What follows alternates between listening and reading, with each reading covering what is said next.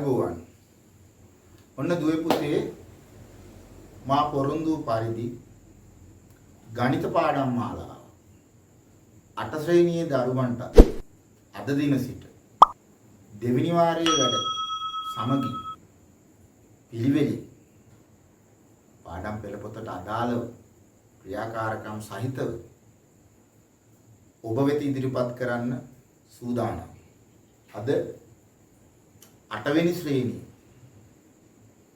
11 වෙනි පාඩම සමමිතිය ගැන අපි බලමු. සමමිතිය පාඩම පුතේ 6 වෙනි ශ්‍රේණියේ ඉඳන් ඔබ ඉගෙන ගන්නවා. අපි නමුත් මතක් කරමු. මොකක්ද සමමිතිය කියන්නේ? සමමිතිය කියන්නේ යම්කිසි වස්තුවක් යම්කිසි හැඩයක් මේ හැඩය යම්කිසි හැඩයක් සමාන කොටස් දෙකක් ලැබෙන්න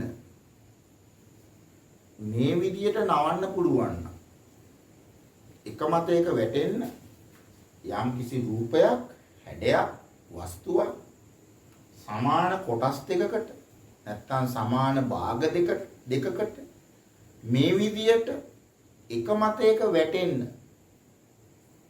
නමන්න පුළුවන් නම් අන්නේ හැකියාව අපි ඒ වස්තුවට සමමිතිය ඇතයි කියලා කියනවා. එහෙනම් යම් කිසි වස්තුවක් සමාන භාග දෙකක් ලැබෙනසේ එකිනෙක සම්පාත වෙනවා නම් මේ විදියට එකිනෙක සම්පාත වෙනවා නම්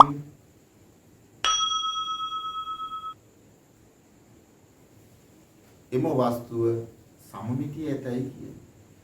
පරිසරයේ බොහෝ දේවල් සමමිතියයි. සතුනුත් සමමිතියයි. අපි සමමිතියයි. අපිව සමාන භාග දෙකකට බෙදන්න පුළුවන්. නමන්න පුළුවන්. අපේ පාඩමේ දුවේ පුතේ විවිධ හැඩතල අපිට තිබෙනවා. ඉගෙන ගන්න. මේ තිබෙන්නේ සමචතුරස්‍රය. මේ සමචතුරස්‍රයේ දුවේ පුතේ සමාන භාග දෙකකට මේව නවන්න පුළුවන් එක මතයක වැටෙන්න. අන්න සමමිතිය තිබේ.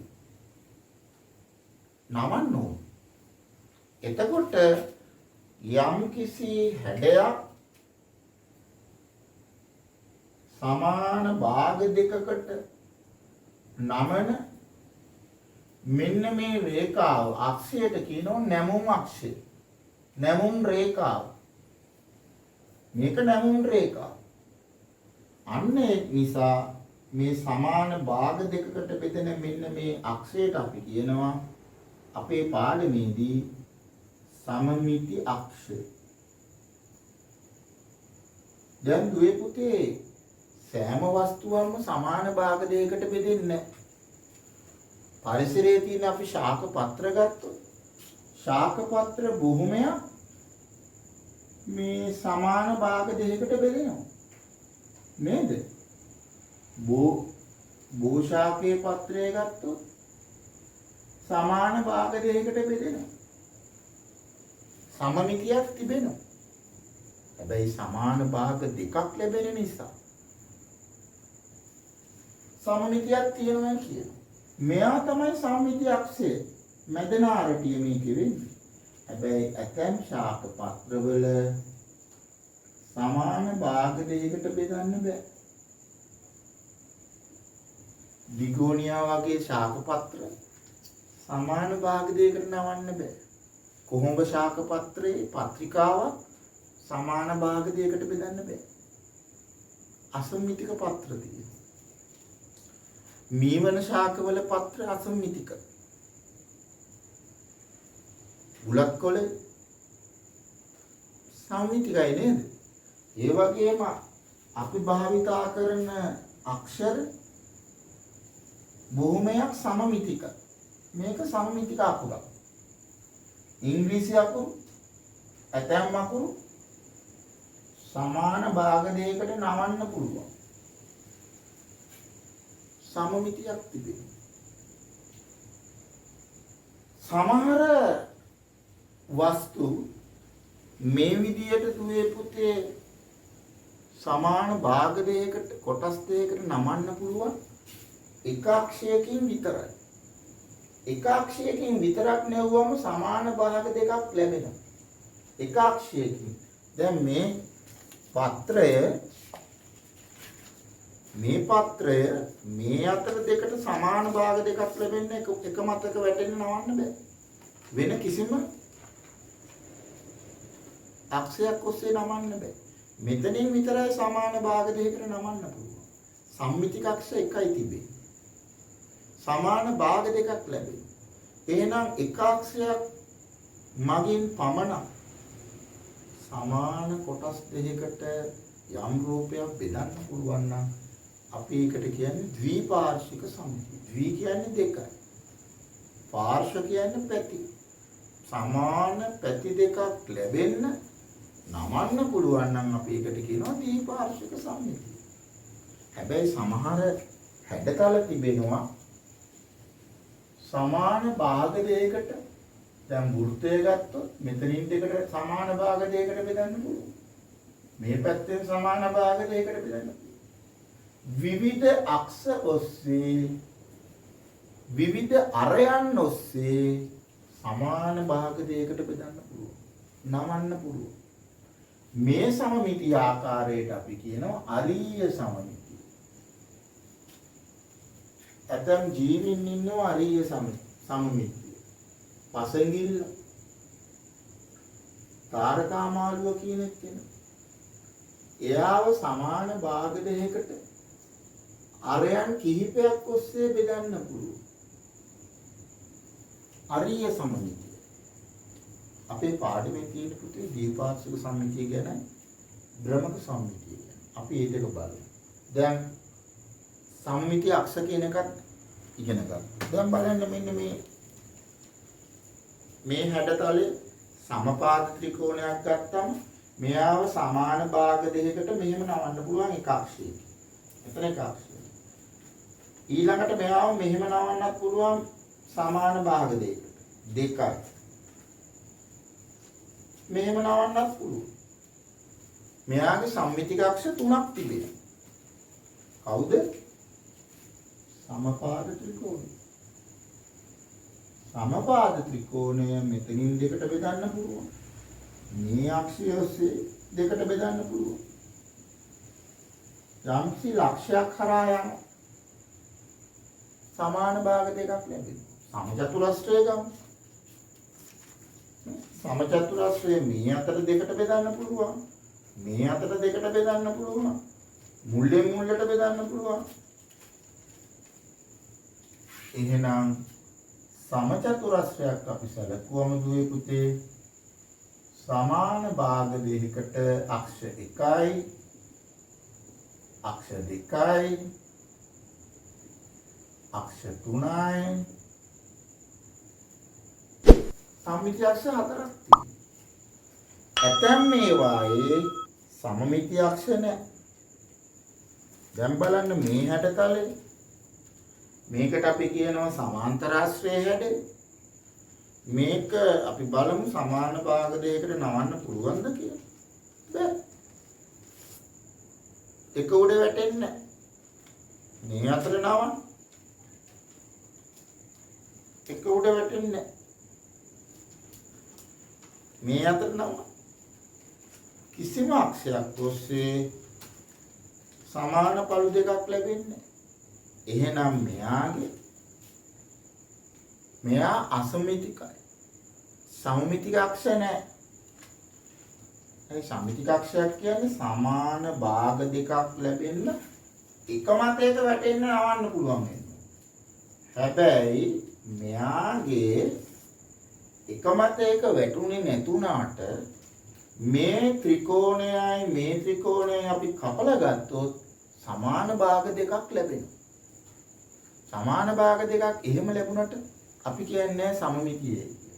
මේක සම්මිතික අක්ෂයක් නෙමෙයි.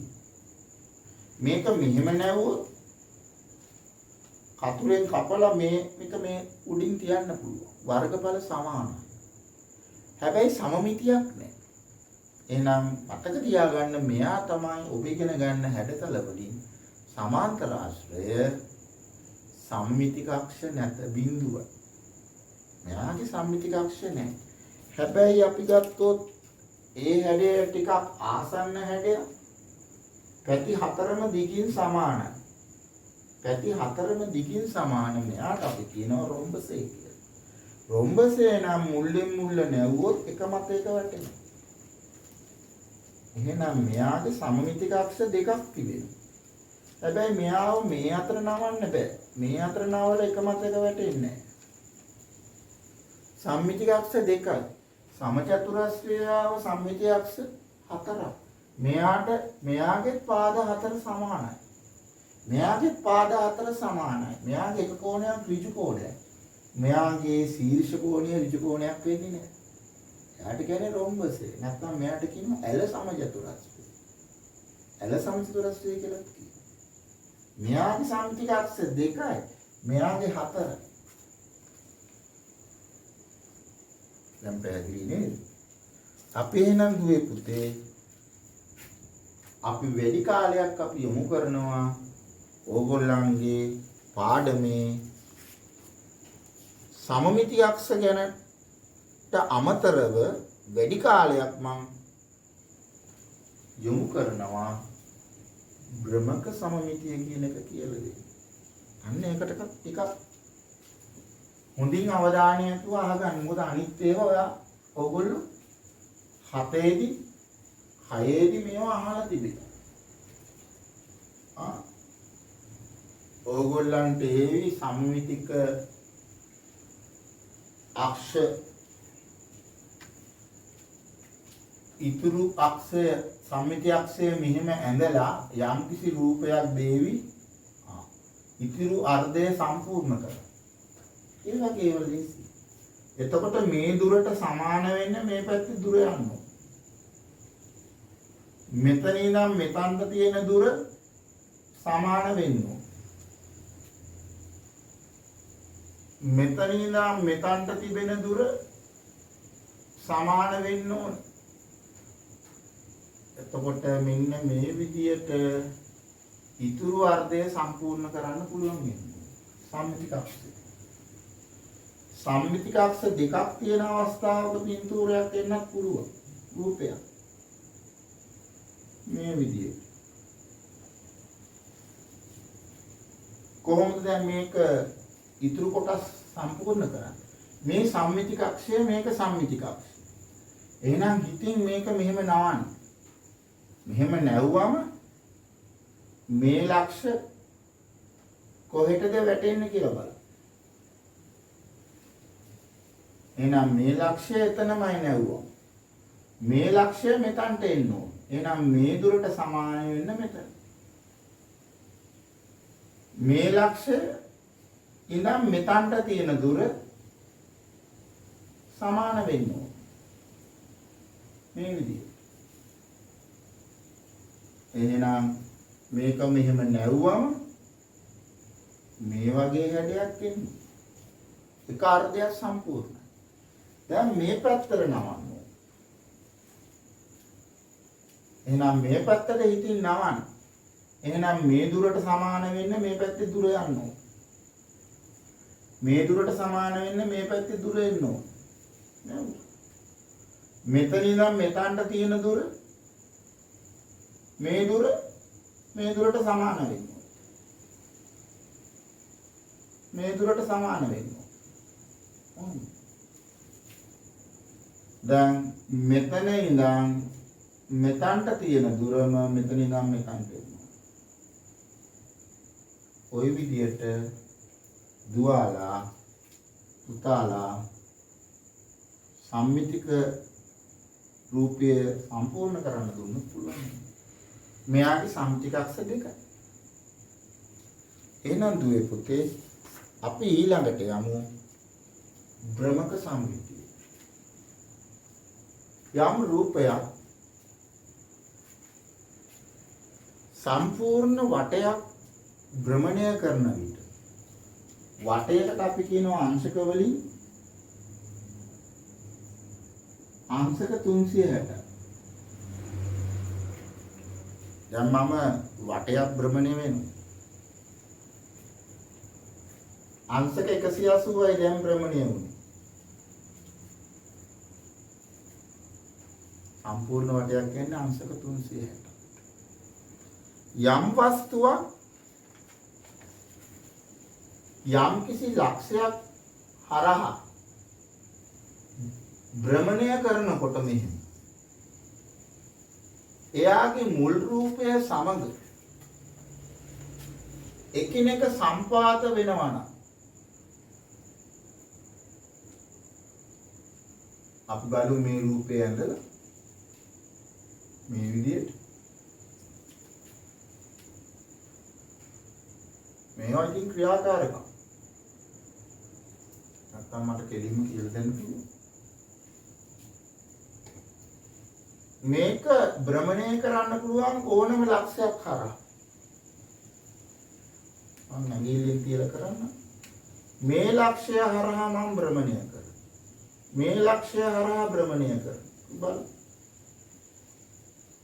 මුලින්ම මේ ලක්ෂය හරහා මම භ්‍රමණය නම් මෙතනට ඇඟිල්ල තියාගෙන මේක භ්‍රමණය කරේ ඔන්න එතකොට මේක තමයි මුල් රූපය කෝට් එකේ ඇඳ එක මුල් රූපය මුල් රූපය සමග එක මතයක වැටෙනවද බලන්න එක මතයක වැටෙනවට මොකද්ද කියන වචනේ සම්පාත වෙනවා තාම සම්පාත වුන්නේ නැහැ තාම වටයක් කරකුවද නෑ මෙතනින් අපි පටන් ගන්න අපි ඕනම් මාක් එකකුත් දාමු මෙන්න මෙතනින් ස්ටාර්ට් කරේ මෙතනට ආවම තමයි වටයක් කියන්නේ මෙතනින් භ්‍රමණය කරන්නේ මේ භ්‍රමණය කරන ලක්ෂයට අපි කියනවා මේ භ්‍රමණය කරන ලක්ෂයට අපි කියනවා භ්‍රමණ කේන්ද්‍රය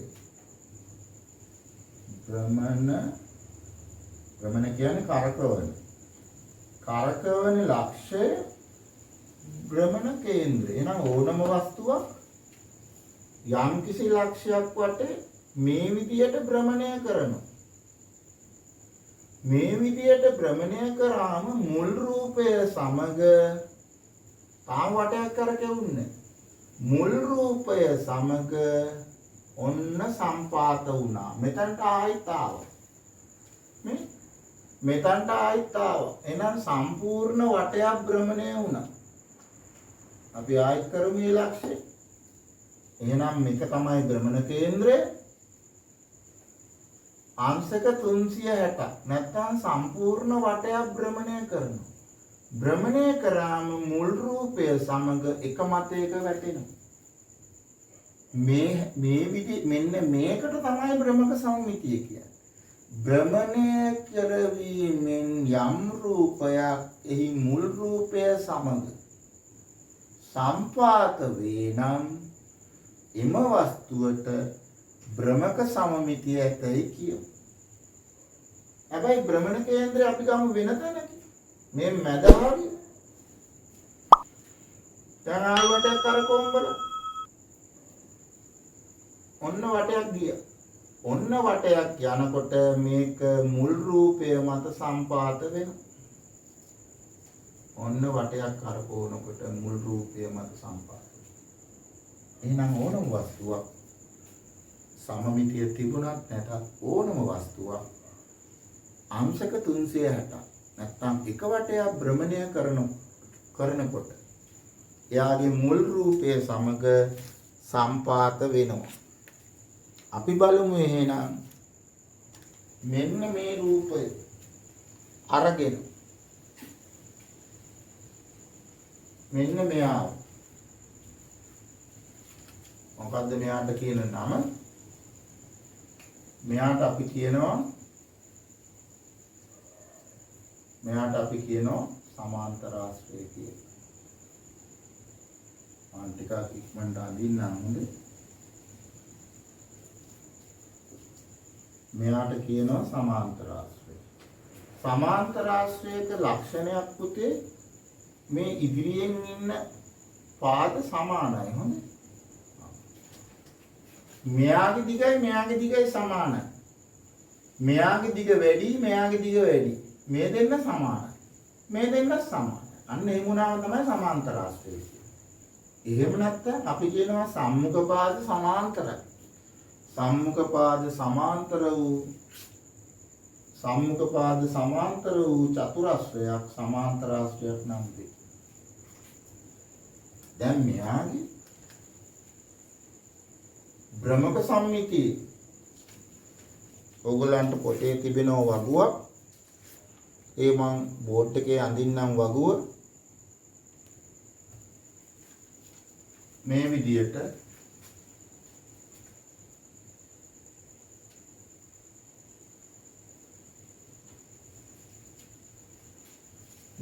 අඳින්න භ්‍රමක සමමිතිය ඇත නැත භ්‍රමක සම්මිතිය ඇත නැත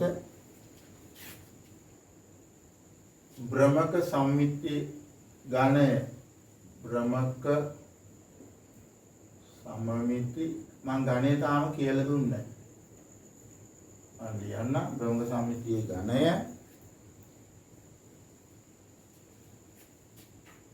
ද්විපාර්ශ්වික සමමිති අක්ෂ ගණන ද්විපාර්ශ්ව සමමිති අක්ෂ ගණන රූපයේ නම මම පසුව මේක වගුව හදන්නම් තල රූපය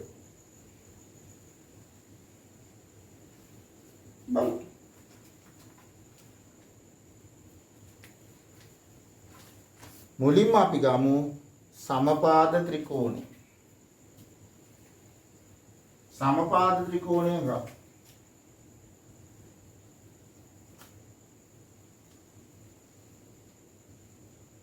මේ විදියට මම ටිකක් ඉක්මනට අඳිනවා.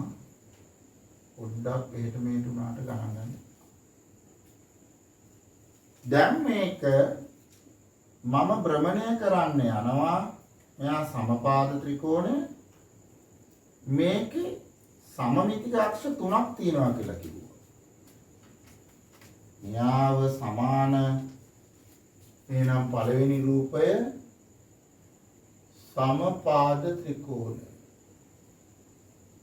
සමපාද ත්‍රිකෝණේ ද්විපාර්ශ්වික සමමිතික අක්ෂ ගණන 3ක් තියෙනවා. මේක සමාන භාග දෙකකට බෙදන්න පුළුවන් අක්ෂ 3යි. අපි බලමු ඉතුරු කතාව.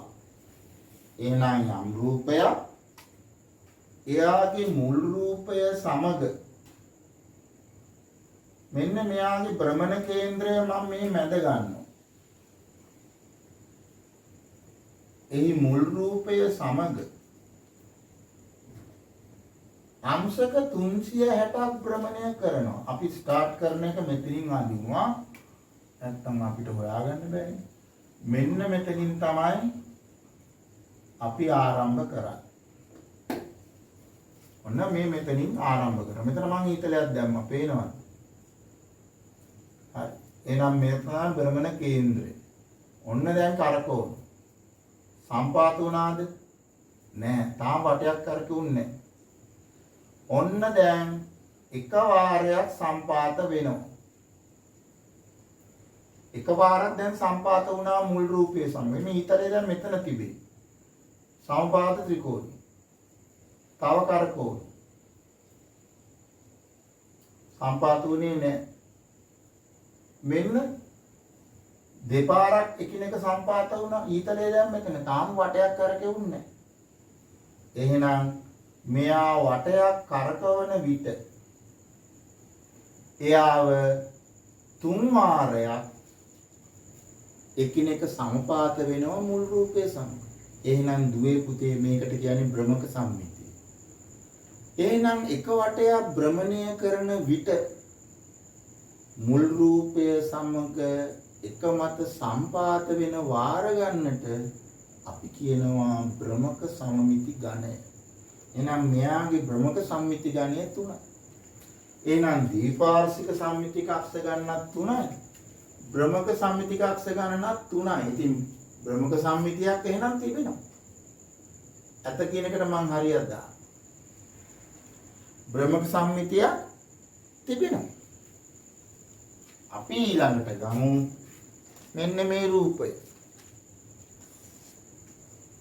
මෙයාට අපි මොකද්ද කිව්වේ දුවේ පුතේ? දෙවෙනි එක සමාන්තර ආශ්‍රය.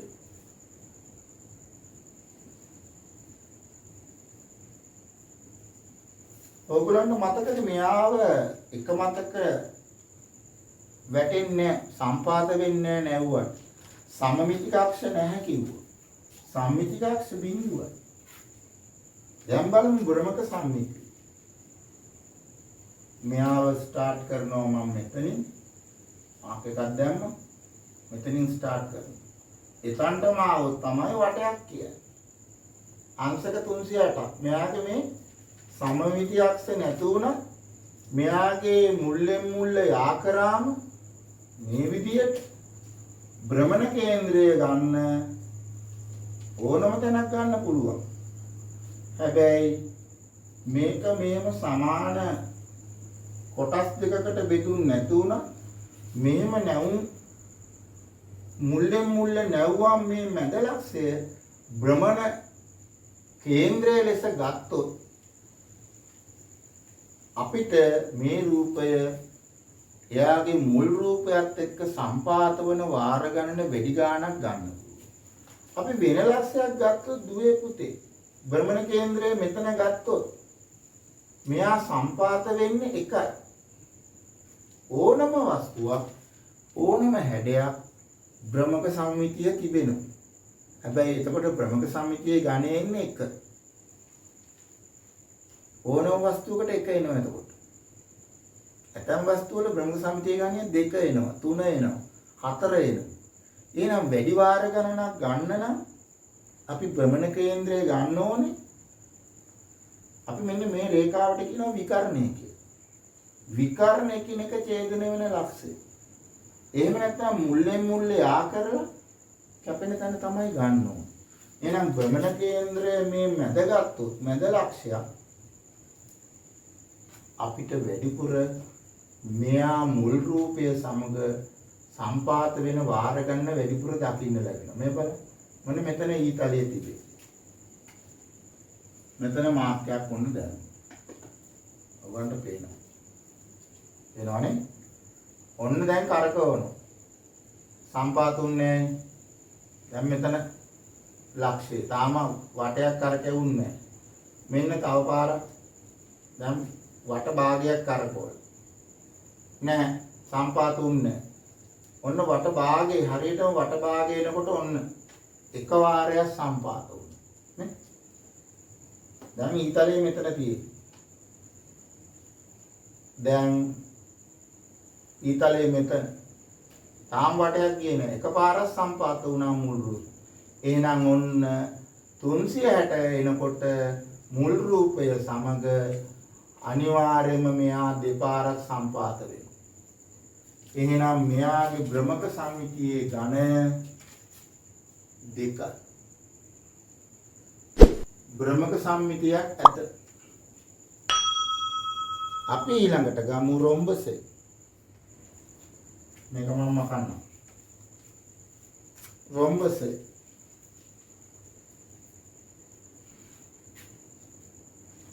තුන රොම්බසේ. රොම්බසේ. රොම්බසේ මට කියන්න දුවේ පුතේ මෙන්න මේකනේ රොම්බසේ. මෙයාගේ සම්මිතික අක්ෂ දෙකයි කියලා කිව්වා.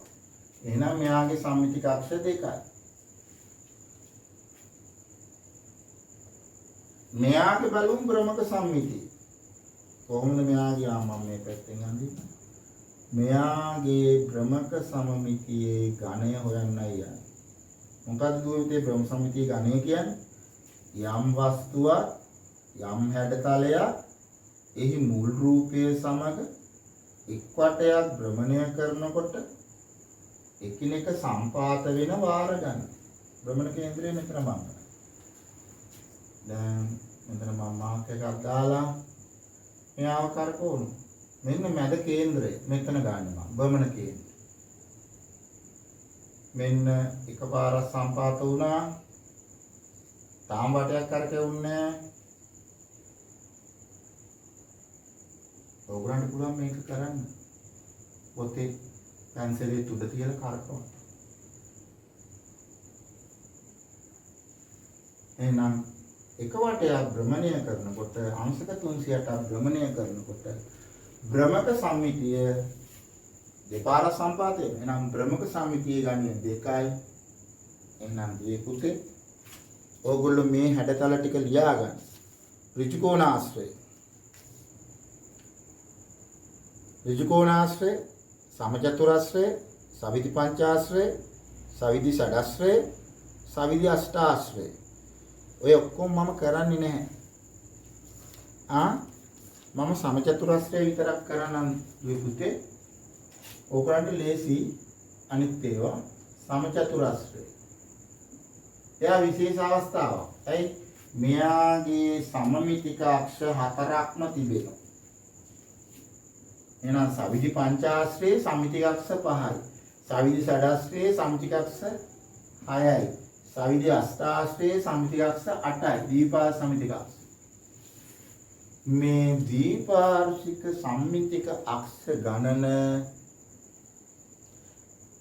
මේ දීපාර්ශික සම්මිතික අක්ෂ ගණන දුවේ පුතේ භ්‍රමක සම්මිතියේ ගණයට සමාන වෙනවා. සමාන නොවුනේ සමාන්තර ආශ්‍රය පමණයි. එහෙනම් මෙයාගේ භ්‍රමක සම්මිතියේ ගණය 4යි. මේ බලන්න. මම මෙතනින් කරන්නේ සමචතුරාශ්‍රය.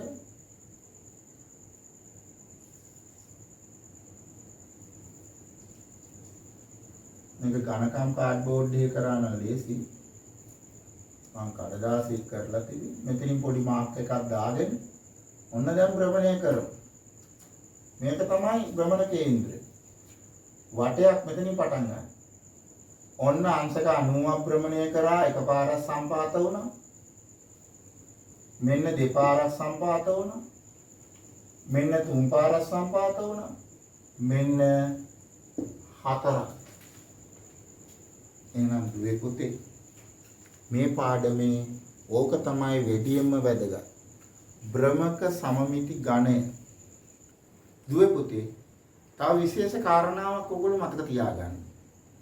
ඒ තමයි භ්‍රමක සමමිතිය ගණය ඕනෑම වස්තුවක එකක් තිබෙනවා. ඇතැම් වස්තු වලට භ්‍රමක සමමිතියේ ගණය 2 එනවා, 3 එනවා, 4 එනවා, සවිධි පංචාශ්‍රයේ 5 එනවා, සවිධි ෂඩාශ්‍රයේ 6 එනවා, සවිධි අෂ්ටාශ්‍රයේ භ්‍රමක සම්මිතියේ ගණය 8 වෙනවා. ද්විපාර්ශ්වික සම්මිතික අක්ෂ ගණන භ්‍රමක සම්මිති අක්ෂ ගණනට සමානයි. මතක තියාගන්න. එහෙම වෙන්නේ ද්විපාර්ශ්ව සම්මිතියක් ඇති තල රූප වලට පමණයි. සමහර ඒවා ද්විපාර්ශ්ව සම්මිතියක් නැති තල රූප තියෙනවානේ. ඒවා එක වටයක් භ්‍රමණය වන විට භ්‍රමක සමමිතියේ ගණය 1 වෙනවා. භ්‍රමක සම්මිතියේ ගණය 1 වුවොත් එම වස්තුවට භ්‍රමක සම්මිතියක් නැහැ. අඩුම ගානේ භ්‍රමක සම්මිතිය 2 හෝ 2ට වැඩි වුණොත් අපි කියනවා භ්‍රමක සම්මිතියක් ඇත කියලා. හැබැයි මේ වගුවේ සෑම එකකම භ්‍රමක සම්මිතිය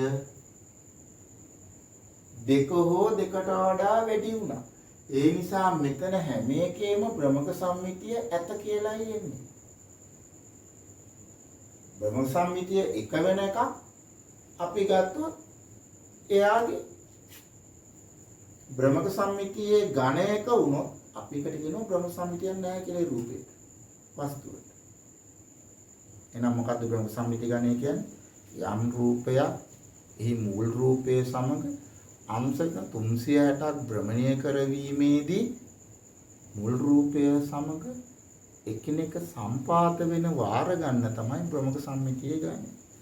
ඔයගොල්ලෝ මතක තියාගන්න ඕනේ එපමණයි. එහෙනම් දුවේ පුතේ අපි මේ පාඩම මෙතනින් හමාර කරමු. ඊළඟ කොටස සමග හමු වෙමු.